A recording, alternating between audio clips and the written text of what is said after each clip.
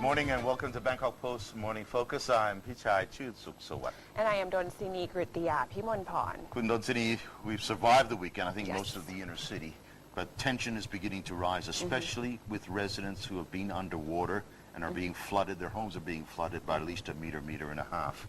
City Hall yesterday urged the Flood Relief Operations Command to provide protection for its officials who are trying to build a flood barrier to protect water from spreading into the city, but are being threatened by violence from residents in certain areas. Now, Bangkok Governor Ratchabong Sukumpan Baripat yesterday stressed the importance of building and strengthening the flood prevention line in the area where Phahonyotin Road meets Krong Rangsit near Talat Rangsit.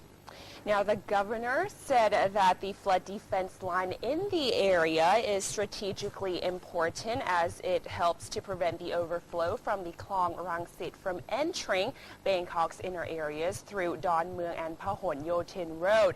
However, City Hall has been unsuccessful in trying to build the flood lines there because of the resistance from the local residents. Previously, there have been reports of angry residents firing gunshots in the air to drive away BMA staff who were building the flood barriers there too. Right. For example, over the weekend, about 1,000 residents living along Klong Sam and Klong Si in Klong Samwa district demanded that city officials open the Klong Samwa sluice gate by another 50 centimeters.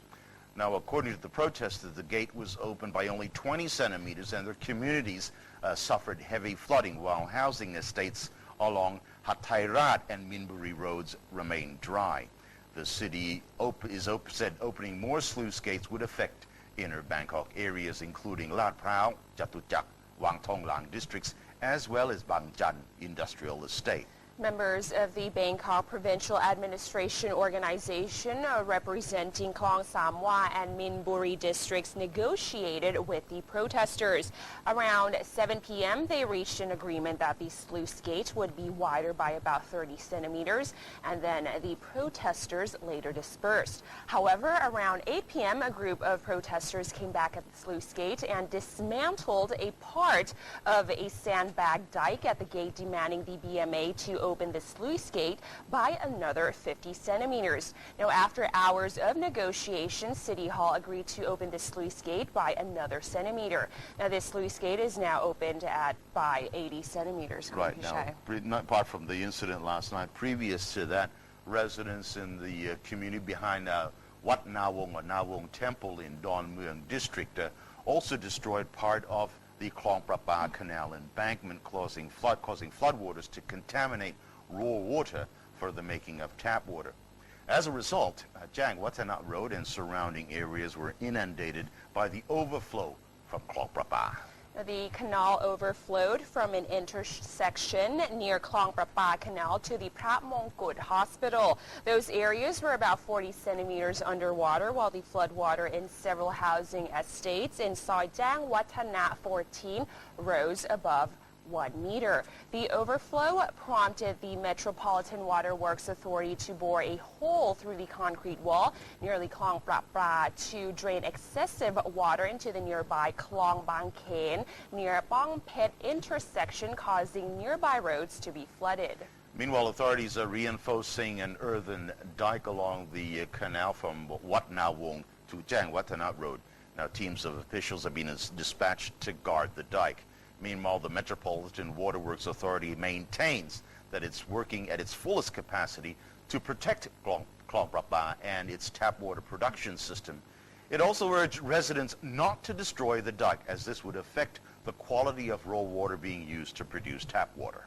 Now, there has also been reports, Kun Pichai, of clashes between the residents living on the opposite sides of the Puttamonton 4 road after residents of the flooded communities tried to break the flood walls created by residents from the other side.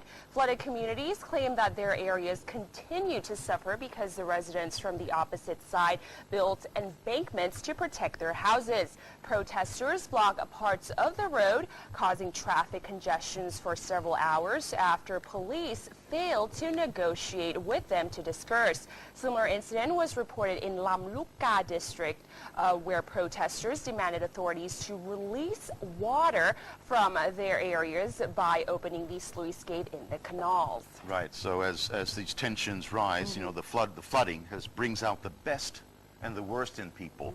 We've seen communities helping other people if they're taking in people to help them. But there's also been the worst in people. In Pathum Thani yesterday, the head of security at Pathum Thani Hospital, according to reports, was attacked by operators of taxi boats for giving lifts to patients for free.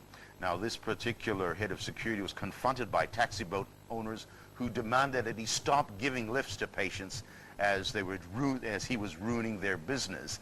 When he insisted that he would continue to help the residents to give them a free ride, he was attacked and beaten. So the best and the worst. We'll be back after the break with more details about the updates of the flooding situation in Bangkok and the scandal about the donation and distribution process after this break.